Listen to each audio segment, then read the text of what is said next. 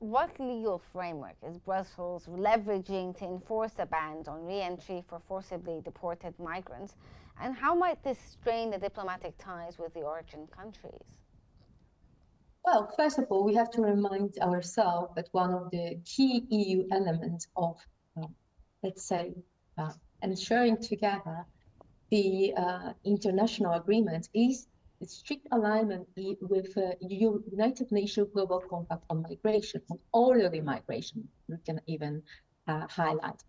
This is actually one of the things which clearly addresses migration challenges while trying to upholding some ethical standards. Let's not forget that EU is quite, let's say, generous donor when it comes to the development support, but this is coming hand in hand with certain obligation from the countries of the origin of certain of migrants who are, let's say, who are obliged to restrict irregular migration, which is actually one of the biggest threats for migrants' lives, especially in the situation when they come in through transit country, facing several unhuman treatment from the hands of traffickers and in the transition camps, etc. We have to take into account as well that while we are trying to expand legal pathways on migration, especially in this context, legal migration such as humanitarian visas, work permits, education, scholarship, etc., etc., we have to see here that we are talking about those, especially who are going to face a return decision. The return decision is different. Yes. Yeah, but many of these people that are illegally migrating towards Europe, a lot of them are facing, dire conditions, and that's the reason why they're immigrating illegally. They're trying to avoid, they're fleeing from war zones or they're fleeing from persecution and so forth.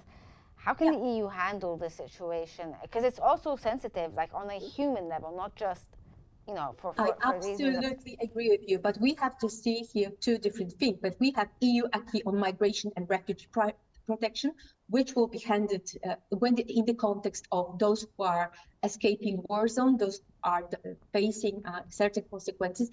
And EU is really, really having extremely strong watchdogs, such a European Court of Justice, such a European Court of Human Rights, who even said in this, let's say, quite livid protection and limited interpretation in human rights, but there is no situation of on refoulement. We have to illustrate here, but what they're trying to do is to strengthen international cooperation to enhance return and reintegration programs. So actually, having those who already have, let's say, been treated in certain ways as a not successful applicants for certain aspects of legal staying in the EU, they already have been, let's say, having this return order being issued. So they are about to be deported.